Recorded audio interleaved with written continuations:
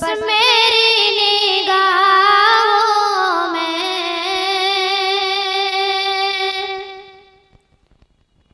कसर शाही है, बस मेरी निगाहों में कसर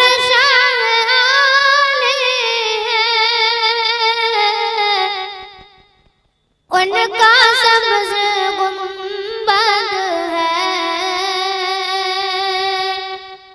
और सुनहरे जाने हैं। अब तो सिर्फ यूं कहा जा सकता है कि अगर मैं मुमतहिन होता तो नंबर 100 में 100 देता।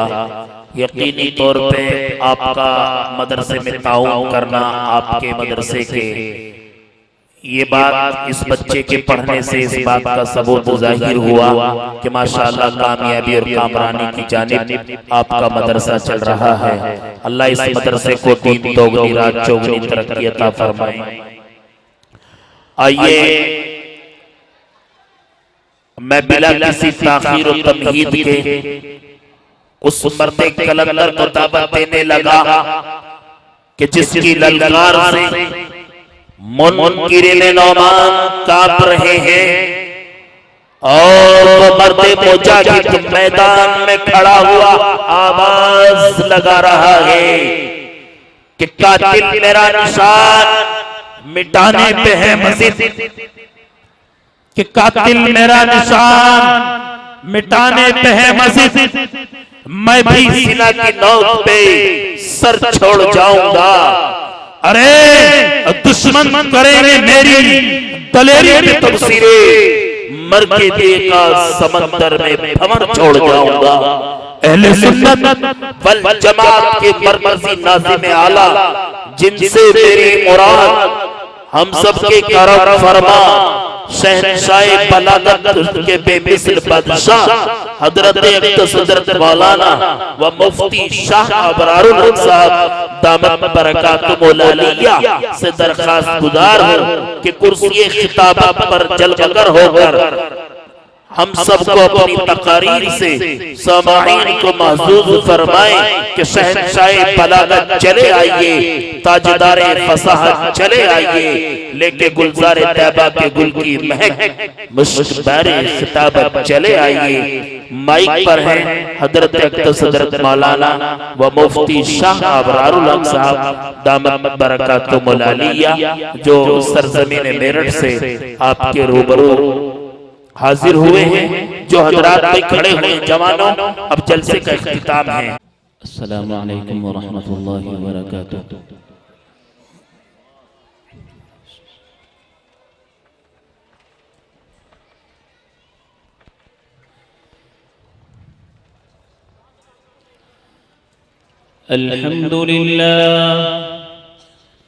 अल्हम्दुलिल्लाह नहमदुहु व नस्तईनुहु व नस्तगफिरुहु व नु'मिनु बिही व नतवक्कलु अलैहि व नऊज़ु बिल्लाहि मिन शुरूरि अनफुसिना व मिन सय्यिआति अअमालिना मन यहदिहिल्लाहु फला मुदिल्ल लहु व मन युद्लिल्हु फला हादिय लहु ونشهد أن لا إله إلا الله وحده لا شريك له ونشهد أن سيدنا وسندنا وحبيبنا وطبيبنا ومولانا محمدا عبده ورسوله أما بعد قال الله تبارك وتعالى في القرآن المجيد بسم الله الرحمن الرحيم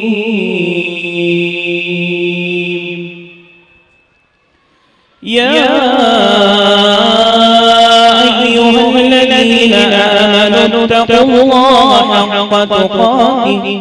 حق تقاته ولا تموتن إلا وأنتم مسلمون وقال الله تعالى وما أرسلناك إلا رحمة للعالمين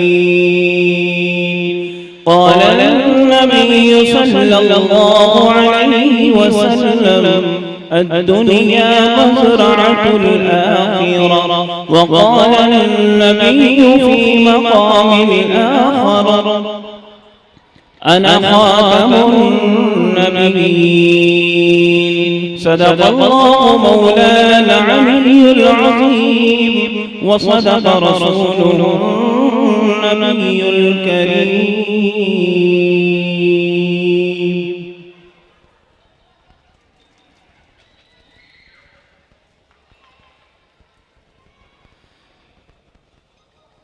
स्टेज पर रौनक अफरोज उलमाए दीन, मुअज़्ज़ज़ व मुअक्कर हज़रात मेहमानान किराम, बुजुर्गों, मेरे नौजवान दीनी भाइयों, मदरसा हाज़ा का सालाना इजलास आम अल्हम्दुलिल्लाह बड़ी आबोताब के साथ शबाबी की उम्र को पहुंचा हुआ है। हजरत मौलाना कारी मोहम्मद शेर खान साहब की ज़ेरे निज़ामत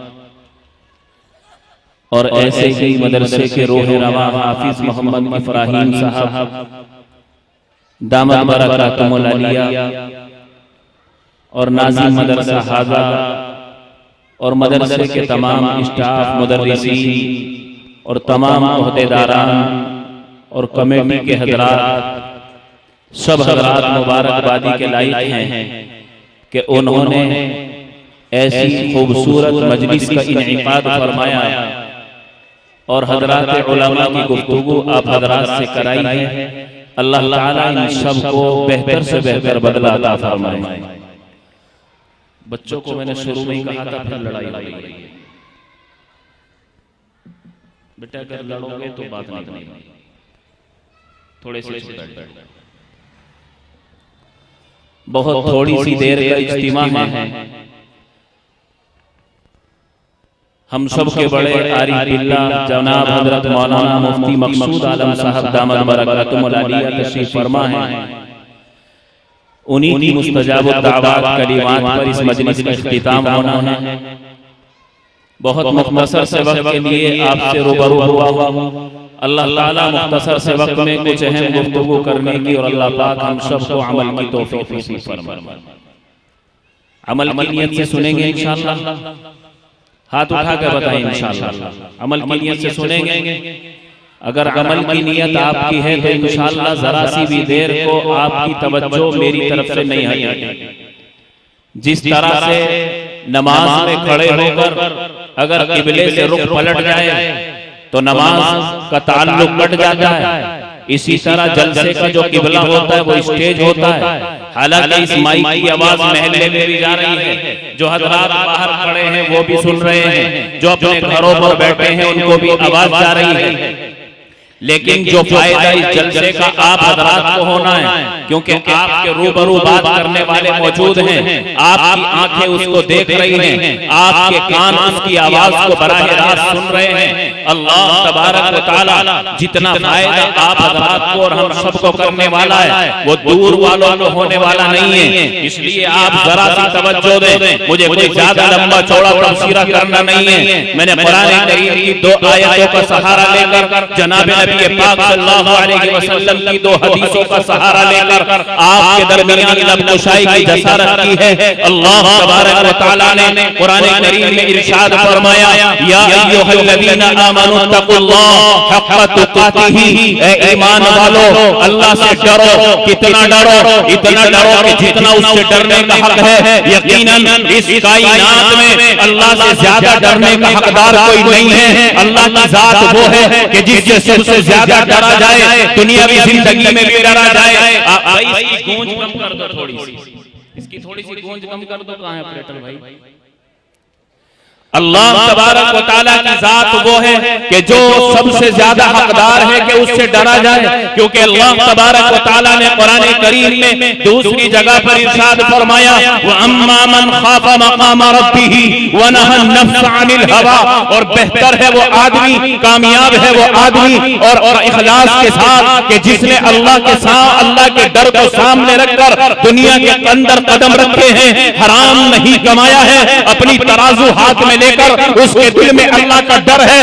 अगर तूने खरीदने वाले को धोखा दे दिया तो दे सकता है, दुनिया से चोरी की जा सकती है लेकिन रब्बुल जलाल से चोरी नहीं की जा सकती। हजरत उमर बिन खत्ताब रज़ियल्लाहु ताला अन्हु अपना दौरे खिलाफत है और मदीने की गलियों में चक्कर लगा रहे हैं, सुबह का वक्त है और एक मकान के दरवाजे पर जब गुजरे हैं तो विंडो से आवाज आ रही है, दो खातून घर के अंदर बोल रही हैं, एक बूढ़ी माँ है, एक उसकी बेटी है। बूढ़ी माँ कहती है, बेटी आज दूध कम है, खरीदने वाले ज्यादा हैं, जरा पानी का बर्तन उठा करके ला और दूध में पानी मिला दे। वो जवान बेटी कहती है, वो मासूम बेटी कहती है, दादी जान दूध में पानी मिलाना जायज नहीं है, दूध में पानी मिलाना हराम है, धोखा देना हराम है। अगर उमर को पता चल गया जान नहीं बचेगी, अगर उमर को खबर हो गई हमें बचाने वाला कोई नहीं होगा।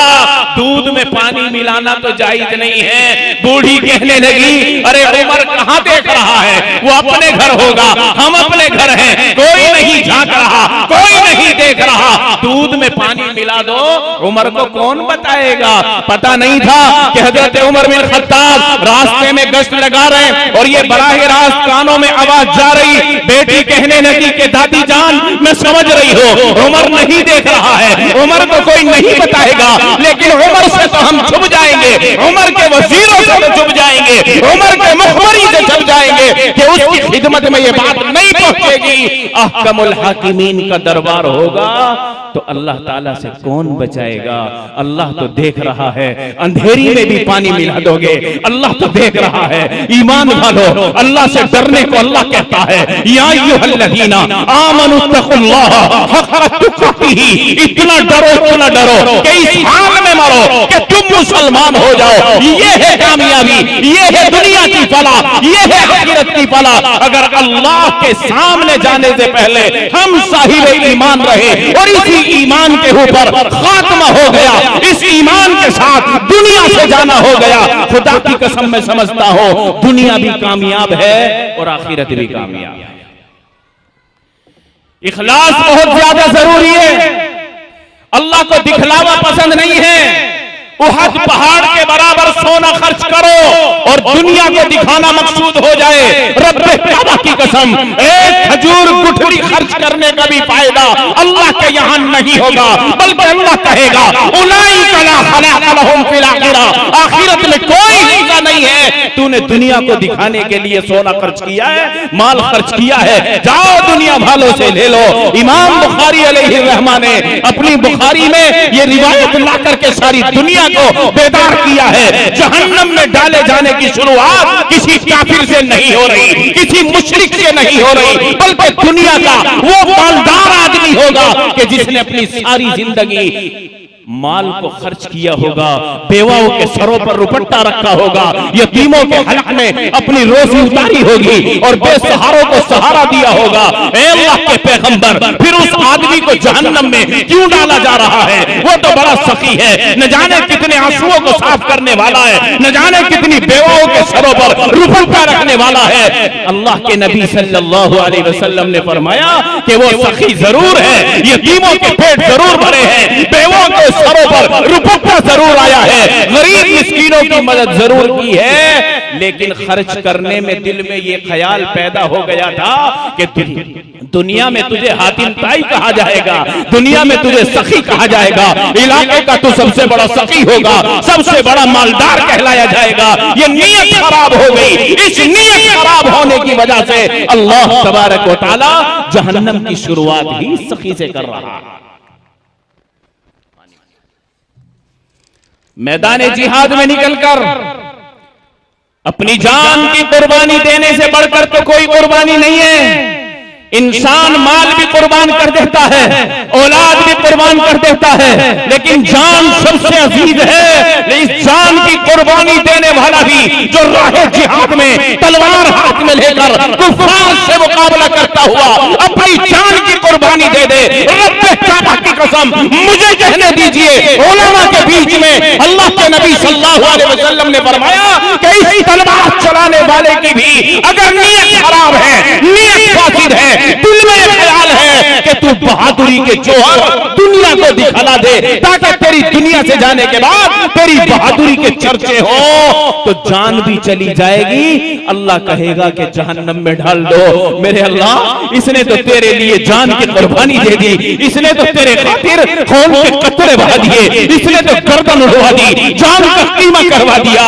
अल्लाह कहेगा उलाइका ला खलाक़ लहुम फिल आखिरह, आखिरत में कोई हिस्सा नहीं है। क्यों नहीं है? क्योंकि इसके दिल में बेईमानी आ गई थी, शोहरत आ गई थी, शोहरत पसंदी का ये तालिब बन चुका था। इसके दिल में शैतान ने ये वसवसा डाल दिया था कि तेरी बहादुरी के चर्चे कयामत तक आम होंगे, इसलिए लड़ रहा था। अल्लाह को ये अमल पसंद, जल्दी बोलो, नहीं है।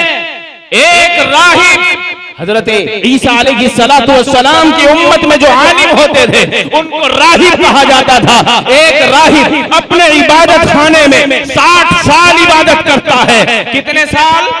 60 साल की इबादत करता है। अल्लाह मुझे और आपको तौफीक दे दे। हमारा तो बचपन लड़ने में गुजरता है, जवानी के नशे में गुजरती है। हम जवानी में एक दूसरे को कोई ताकत मानने वाले नहीं, अपने से बड़ा हमारा कोई नहीं। जवानी का आलम हमारा ये है, जब बुढ़ापा नजदीक को होता है, बीमारी पकड़ने लगती है, अब रुख करते हैं कि पोते हो गए, नवासे हो गए, चलो मस्जिद का रुख कर लें। साल में जो 80 साल की उम्र पाने वाला भी है, अगर पूरी जिंदगी का डाटा निकाला जाए तो 10-20 साल बमुश्किल ऐसे होंगे जिनमें 5 वक्त की नमाज पढ़ ली होगी। एक आदमी 60 साल इबादत कर रहा, इबादत खाने में बैठकर एक राहिब, कभी उसकी निगाह ना महरम पर नहीं पड़ी, कोई हराम का लुक़मा अपनी ज़बान पर नहीं आया।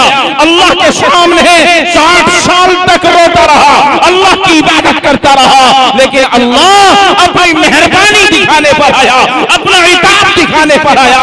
इसी राहिब को अपनी विंडो से चलता हुआ पानी नजर आया। इसके दिल में ख्याल आया, क्यों ना मैं बाहर जाकर पानी को इस्तेमाल कर लो, क्यों ना गुस्ल कर लो, इस पानी को इस्तेमाल करके फायदा उठा लो। जो ही इबादत खाने से बाहर निकला, शैतान ने वार कर दिया और ऐसा वार किया कि इसकी नजर एक नामहरम औरत के ऊपर पड़ी, एक हसीनो जमील औरत बच्ची के ऊपर पड़ गई। शैतान ने डंक मारा और ऐसा डंक मारा कि इसको इतना वर्गलाया कि जिना करने पर आमादा हो गया। यहां तक कि उस औरत के साथ जिना कर बैठा, उसके अमाल को तोला गया। अल्लाह के हबीब ने फरमाया कि उस अमाल को तोला गया। 60 साल की इबादत एक मर्तबा जिना करने के बराबर जब तोली गई तो 60 साल की इबादत वाला पड़ला उठ गया और जिना का भारी गुनाह वो पड़ला झुक गया। लेकिन अल्लाह बड़ा गफूर रहीम है, अल्लाह इताअत भी दिखाना चाहता है और अपनी गफूरियत भी दिखाना चाहता है। अभी इस आदमी का इंतकाल नहीं हो रहा, मरने के करीब था, इसके कपड़े में आधी रोटी बची हुई थी। एक साई रह गया, उसने आकर के कहा, ए अल्लाह वाले, तू तो मर रहा है, जाते जाते अगर तेरे पास इतना हो कि मुझे कोई टुकड़ा नसीब हो जाए। ये मरने वाले ने इशारा किया, जा, ये मेरा तोशेदान रखा है, ये मेरा खाना रखा है, जा इस कपड़े को खोल ले और जो कुछ तुझे हासिल हो उसको खा ले। वो अल्लाह का फकीर भेजा हुआ, अल्लाह की तरफ से आया हुआ भूखा जब उस कपड़े को खोलता है, उसमें आधी रोटी का टुकड़ा मिला। उस अल्लाह के वली ने, उस अल्लाह के फकीर ने उस आधी रोटी को इस्तेमाल किया और इस्तेमाल करके अपने पेट को भर लिया। रब्बे काबा की कसम, आका ने इरशाद फरमाया, जब इसके अमाल को तोला गया तो इस आधी रोटी में इखलास इतना था कि जो 60 साल की इबादत एक जिना की बुनियाद पर अकारत और बेकार हो चुकी थी, अल्लाह तबारक व तआला ने इस आधी रोटी की नेकी के वजन को बढ़ा दिया और जिना के गुनाह को घटा करके दखल जन्नत बिगैर हिसाबिन वला किताबिन का ऐलान फरमा दिया। तो इखलास इतनी बड़ी चीज है। आज हम हमारे आमाल में इखलास की बड़ी तंगी है, इखलास की बड़ी कमी है। हमारे हर काम में रियाकारी घुस चुकी है। यहाँ तक कि अगर मस्जिद में एक नमाजी नमाज पढ़ रहा है और उसको ये ख्याल आया कि दाएं बाएं से कोई चल रहा है, चलने वाले की आवाज आ रही, तो सजदा लंबा कर देता है। तो मैं नहीं कह रहा हूं कि तुम में से कौन सा करता है, ये उम्मत का डाटा है। सजदा लंबा हो गया, उलमा बैठे हैं। अगर किसी आदमी के कदमों की आवाज सुनकर तूने सजदे को लंबा कर दिया है, रुकू को लंबा कर दिया है, कयाम को लंबा कर दिया है, चाहे वो लंबा करने वाला इमाम हो, चाहे मौलवी आलिम हो, चाहे अमीर साहब हो, चाहे चौधरी साहब हो, चाहे वो सब में लगा हुआ गरीब मजदूर हो, इससे बहस नहीं है। अल्लाह का घर तो वो है, सब में खड़े हो गए महमूद आयात, न कोई बंदा रहा न बंदा नवाज, वो तो रब का दरबार है। वहां जो भी खड़ा है अल्लाह देख रहा है। अगर किसी ने 10 सेकंड का सजदा करना था और किसी को देख करके कोई मुझे देख रहा है 5 सेकंड और बढ़ा दिए तो शिरक कर दिया। क्या कर दिया? 10 सेकंड का सजदा अल्लाह के लिए हो रहा था, ये जो 5 सेकंड बढ़े हैं किस लिए बढ़ा दिए? उस आदमी के लिए बढ़ा दिए, दुनिया के लिए बढ़ा दिए कि मुझे देखने वाला ये ख्याल करे कि बड़ा लंबा सजदा करता है, नमाज बड़ी लंबी पढ़ता है। मेरे भाई, रब का दरबार होगा, अल्लाह पूछने खड़ा होगा, बता मेरे लिए सजदा जहां तक था उससे आगे जो तूने सजदा लंबा किया है, कयाम लंबा किया है, रुकू लंबा किया है, वो किसके लिए किया है? अगर मेरे लिए नहीं किया तो सजदा सिर्फ मेरे लिए था, मेरे अलावा किसी और के लिए सजदा था ही नहीं। तो बता, तूने तो शिरक कर दिया है। और शिरक करने वाला इन्नल्लाह ला यगफिरु अन युशरक बिही व यगफिरु मा दून ज़ालिका लिमन यशा। अल्लाह फरमाता है कि मैं मुशरिक को माफ नहीं करूंगा, मुशरिक के अलावा जिसको चाहूंगा माफ कर दूंगा। कुछ बात समझ में आ रही? अमाल कर रहे हैं ना हम लोग, पैसा खर्च कर रहे हैं हम लोग, नमाजें भी पढ़ रहे हैं हम, रोजे भी रखते हैं, हज को भी जाते हैं, मालियत अल्लाह ने दी है, हर महीने उम्रे पे जा रहे हैं। एक आदमी वो है कि मुझे मिला 46वां उम्रा कर रहा है, कोई 45वां हज कर रहा है, और अभी भी 45 हज करने के बाद हाथ में हाथ देकर कहता है, मौलाना साहब अल्लाह का शुक्र है मुझसे ज्यादा हज करने वाला मेरे इलाके में नहीं है, मुझसे ज्यादा तवाफ करने वाला मेरी बस्ती में नहीं है, मुझसे ज्यादा नबी के रोजे पर सलामी देने वाला मेरे महल्ले में नहीं है, उत्तर प्रदेश में नहीं है। मैंने कहा अकारत हो गए तेरे अमल, अगर तू गिनती कर रहा है। अल्लाह इकबाल ने यूं तो कहा है, तस्बीह के दाने तोड़ दिए, तस्बीह को तोड़ दिया ये सोचकर कि उस खुदा का गिन के नाम लें जो बेहिसाब देता है, उस खुदा का नाम गिन के ले जो बेहिसाब देता है। अरे तू अपने उम्रों की गिनती का परचम बयान करने वाले बताना क्या चाहता है? अपनी मालदारी जाहिर करना चाहता है, या यूं करना चाहता है कि मुझसे बड़ा खुशनसीब कोई नहीं है, या यूं करना चाहता है कि मुझसे ज्यादा कोई नेक नहीं है? कहना क्या चाहता है? मेरे भाई, कपड़ों के पेवन से कोई अल्लाह का वली नहीं बनता।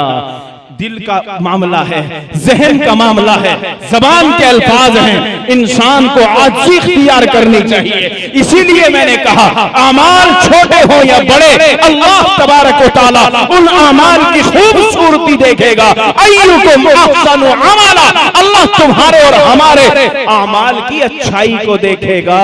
नमाज में कितना हुस्न है, रोजे में कितना हुस्न है, सदका करने में कितना हुस्न है, खैरात करने में कितना हुस्न है। बैनर लगाकर कैमरों के सामने आकर अपनी वीडियो बनाते हुए 10-5 रुपये से किसी की मदद करने वाला नियत क्या रख रहा है वो अल्लाह जानता है, ये बंदा जानता है। मुसलमानों, हमें अपने अमाल में इखलास की जरूरत है। अभी हालात बहुत ज्यादा खराब होने हैं। अल्लाह के नबी सल्लल्लाहु अलैहि वसल्लम ने फरमाया, खैरुल कुरूनी कर्नी सुम्मल्लज़ीना यलूनहुम सुम्मल्लज़ीना यलूनहुम। गालिबन हर इमाम हर जुमे में इस रिवायत को अपने मुक्तदियों को सुना रहा है। वो यूं कहता है, अल्लाह के नबी ने कह दिया है सबसे बेहतर वक्त वो है जो मेरा चल रहा है। आज 1450 साल हो गए, अल्लाह के हबीब ने फरमाया था मेरे बाद झूठा नबूवत का दावा करने वाला भी जमीन पर आएगा। कोई अपने आप को इमाम महदी कहेगा, कोई ईसा मसीह कहेगा, कोई यूं कहेगा ला नबिय्या बादी ही। तो अल्लाह के नबी ने कहा था कोई औरत भी खड़े होकर के कहेगी कि अल्लाह की तरफ से मुझे नबूवत का ताज पहना दिया गया।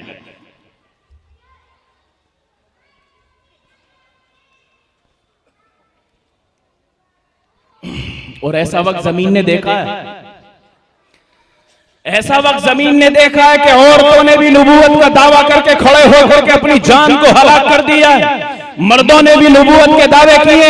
एक रिवायत तो यहां तक कि 30 बड़े कज़्ज़ाब झूठे कयामत तक ऐसे सर उठाएंगे कि जो नबूवत का दावा करेंगे और खुदाई तक का दावा करेंगे, जिनका आखिरी सरदार काना दज्जाल होगा। लेकिन कामयाब कौन होगा? दज्जाल के पीछे चलने वाला नहीं, इमाम महदी के पीछे चलने वाली जमात कामयाब होनी है। अब आपको मुझे ख्याल करना है कि हम कौन सी जमात की तैयारी कर रहे हैं।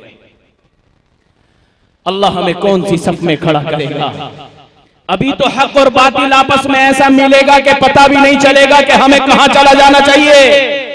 फेसबुक की दुनिया है, व्हाट्सएप की दुनिया है। और नौजवानों में आपसे कह रहा हूं, किसी मसले को मालूम करने के लिए आज नौजवान मोबाइल निकालता है और यूट्यूब पर सर्च करता है गुस्ल का तरीका क्या है, औरत को जनाजे पढ़ाने का तरीका क्या है, उसको दफन करने का तरीका क्या है, उसको गुस्ल देने का तरीका क्या है। और मेरे नौजवान, पगड़ी सर पर होगी, हाथ में तस्बीह भी होगी, चेहरे पर दाढ़ी भी होगी, जुब्बा कुब्बा होगा, तुझे मालूम नहीं है वो नबी का मुखालिफ है, वो तुझे पता नहीं है वो अबू बकर को गाली देता है, वो सिद्दीक़ अकबर को बुरा भला कहता है। यूट्यूब की जिंदगी से इल्म हासिल करने वाला राह रास्त पर नहीं रह सकता है, नहीं रह सकता। अपने उलमा से हमने ताल्लुक तोड़ दिया मोबाइल की बुनियाद पर और फिर बहस करते हैं कि नहीं वो तो बहुत बड़े आलिम हैं, दाढ़ी भी सफेद हो रही, खिजाब कर रखा है, लाल दाढ़ी वाले मौलाना है, बहुत बड़े मौलाना है। मेरे भाई, ये दुनिया भी वो वक्त देखेगी कि आज चोला कुछ और होगा और अंदर की हालत कुछ और होगी। उम्मत अभी तो इख्तिलाफ में जाएगी और जा रही है। कोई जमात तुम्हारी ऐसी बचने वाली नहीं है जिसकी ईद से ईद न बजा दी जाए। आपस में इख्तिलाफ होंगे, इमामों में भी लड़ाई होगी, मुक्तदियों में भी लड़ाई होगी, उम्मत का इख्तिलाफ होगा।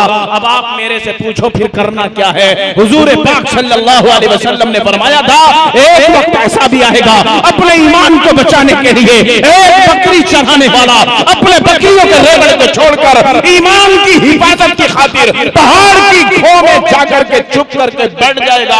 एक वक्त वो आएगा कि ऐसा फितरों का दौर होगा कि अपना दरवाजा बंद करके अंदर बैठने वाला अमन में होगा, बाहर निकलने वाला फितनों में होगा। मैं आपसे कह रहा हूं, अगर राह रास्त पर रहना है तो शख्सियत परस्ती नहीं, आपका मसलक हमारा मसलक देवबंदी मसलक है। अल्लाह का बड़ा फजल है, ये हक परस्त जमात है। कहो अल्हम्दुलिल्लाह, ये हक परस्त जमात है। ये सहाबा के खिलाफ नहीं, ये किसी नबी के सर के ताज को दाग देने वाली जमात नहीं है। ये वाकई उम्मत वसता का हक अदा करने वाली जमात है। आप शख्सियत के पीछे नहीं जाइए, आप इज्तिमाइयत दारुल देवबंद के पास आइए, वहां के लेटर पैड से जो निकल जाए उसको आमन्ना सद्दकना कह दीजिए। मेरठ का मौलवी क्या कहता है, मुजफ्फरनगर का मौलवी क्या कहता है, जिस इमाम की मोहब्बत हमारे दिल में है वो क्या कहता है, छोड़ दीजिए। अगर अपने इमाम के खिलाफ भी फतवा दारुल दे दे तो बताओ इमाम को मानोगे कि देवबंद को मानोगे? जल्दी बोलो जोर से। देवबंद को मानोगे तो बहुत गहरी बात कहने चला हूं। शख्सियत परस्ती हलाक और बर्बाद कर देगी। ये जो जमातें दुनिया में पैदा हुई हैं, एक जमात वो है जो मुहर्रम के महीने में काला लिबास पहनकर हसन और हुसैन की मोहब्बत में खड़े होकर मातम करते हैं। क्या आप उनकी मोहब्बत के उस मातम को जायज कहकर उनको जन्नत का हकदार समझ लोगे? मेरे भाई, इस्लाम मोहब्बत करने की भी हद कायम कर चुका है और दुश्मनी करने की भी हद कायम कर चुका है। इंसानियत में अल्लाह के नबी से बढ़कर कोई इंसान, जल्दी बोलो, अल्लाह के नबी से बढ़कर कोई इंसान नहीं है। लेकिन अल्लाह की हद जहां तक है, नबी की हद अल्लाह ने जहां तक कायम की है वहीं तक माननी पड़ेगी। अगर यूं कह दिया नबी की मोहब्बत में आके कि नहीं, जितने हक अल्लाह के हैं नऊज़ु बिल्लाह नबी को भी वो हक है, ईमान बचा के खत्म हो। जल्दी बोलो, ईमान खत्म हुआ के बचा? खत्म हो गया। हालांकि आप नबी की मोहब्बत में कह रहे हैं, आप पहले बैत की मोहब्बत में इतने उतरे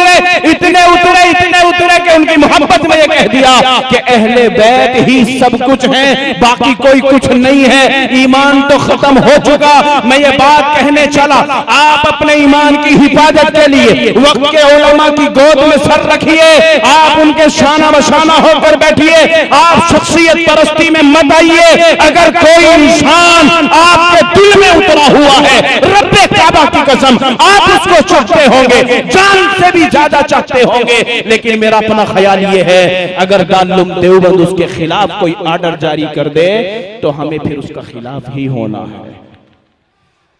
समझ रहे कि नहीं?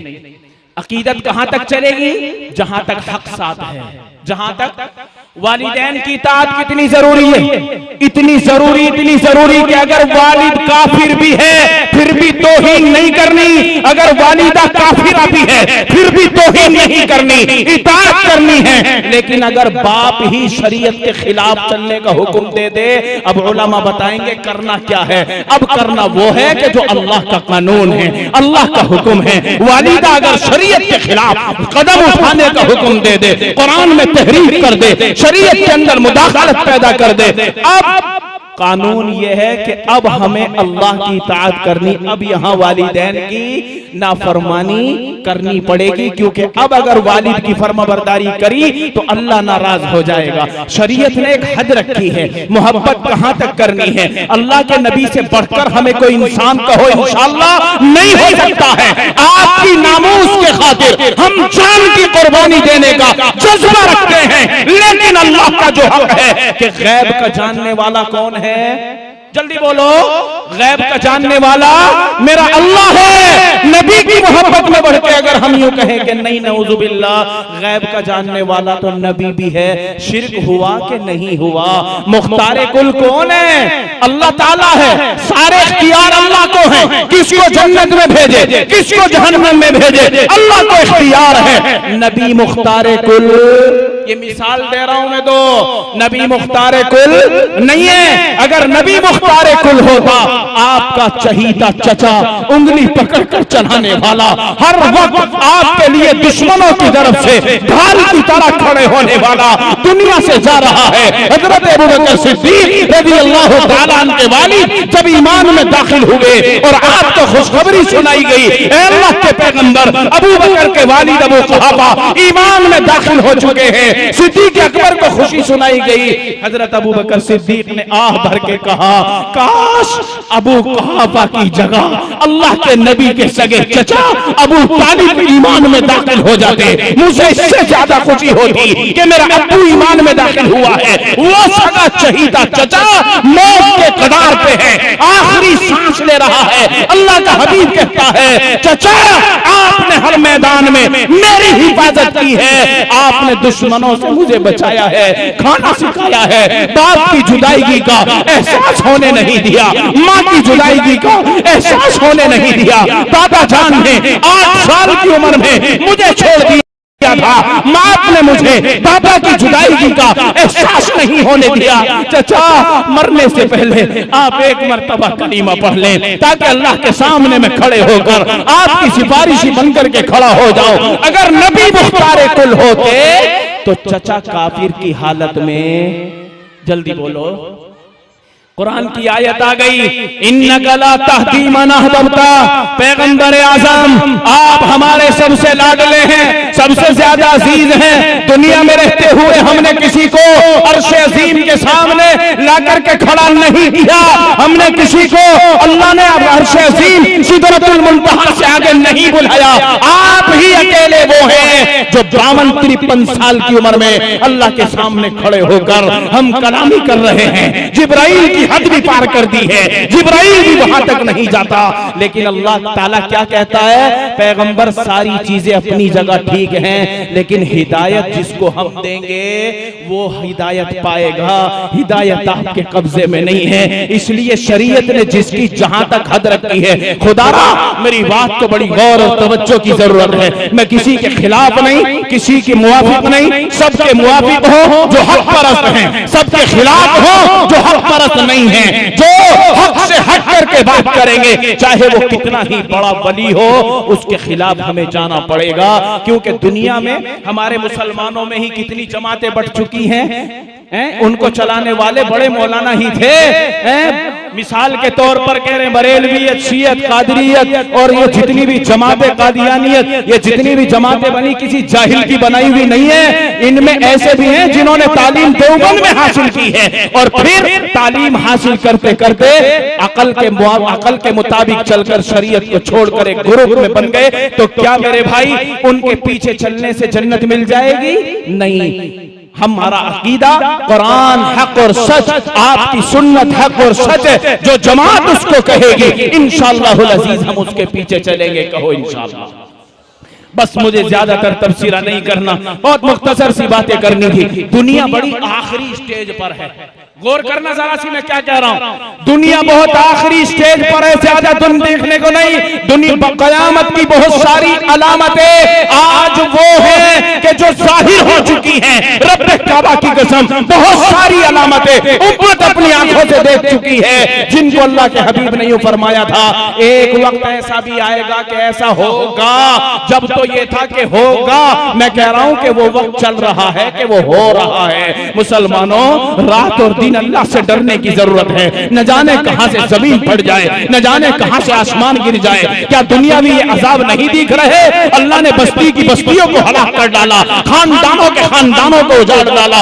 एक लम्हे में जो कालीन से अपना पैर बगैर जूते के उतारते नहीं थे, आज वो जमीन पर, मिट्टी पर उसी को बिस्तर समझकर झोपड़ी डाल करके बैठे हैं। इलाके का नाम नहीं लेता, चारों तरफ इन इलाकों की भरमार है। अल्लाह के नबी सल्लल्लाहु अलैहि वसल्लम ने इन सारे वक्तों की पेशीन गोई फरमाई है। इसलिए संभल कर चलिए। मुसल्लों पर खड़े होने वालों को अपना रहनुमा समझकर मसाइल की पूछताछ कीजिए और उनसे कहिए हक क्या है, सच क्या है, हमें इसमें क्या किरदार अदा करना चाहिए, क्या मानना चाहिए। आइए तो पलटकर हम उस मोबाइल की जिंदगी से निकलकर अपने मौजूदा उलमा से राबते में रहें, उनसे ताल्लुक में रहें, हक की तलाश में रहें, अपने अमाल में इखलास की फिक्र करते रहें। अमल ज्यादा ना हो, थोड़ा हो, कहो इंशाअल्लाह अल्लाह के लिए होगा।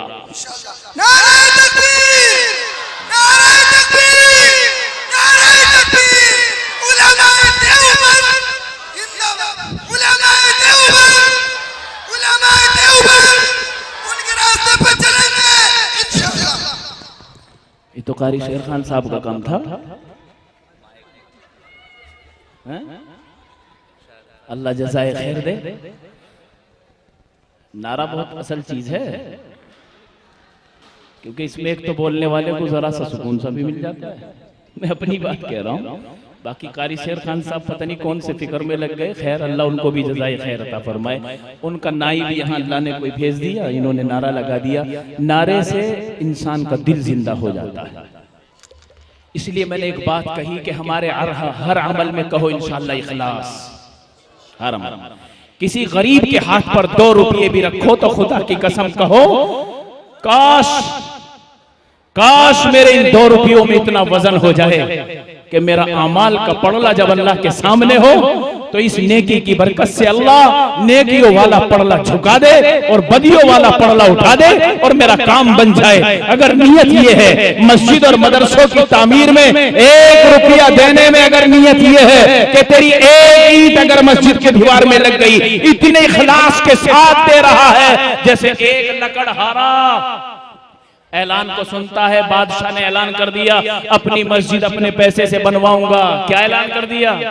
और पूरी मस्जिद तामीर करवा रहा है। लकड़हारे को भी पता चला कि पूरी मस्जिद अपने पैसे से हो रही। उसने बादशाह के दरबार में जाकर दरखास्त रखी, बादशाह सलामत जरा सी इजाजत दे दो, 2-4 ईंटें हम भी मस्जिद के लिए दे दें। उसने कहा कि नहीं, इस मस्जिद को तो खालिस हम अपनी दौलत और माल से बना रहे हैं। लकड़हारे ने बहाना बनाया, अपने कपड़े में चंद ईंटें बांध ली और जंगल के रास्ते से जैसे गुजरा उसी में चंद ईंट लकड़ी भी रख ली और अपना गट्ठर बांधकर सर पर रख लिया। अब वापस जैसे ही आया जहां मस्जिद की तामीर के लिए ईंटें लग रही थी, वहीं आकर के इलज करके अपनी गठरी को गिरा दिया और जैसे ही गठरी गिरी बहाने से गठरी को खोला और वो 4 ईंटें या 2 ईंटें जो उसकी गठरी में थी इखलास के साथ उनको निकाल दिया। बादशाह के दरबार में ऐलान नहीं कराया, कौन को नहीं दिखाया, वो 4 ईंटें मस्जिद की ईंटों में लाओ मुझे दे दे।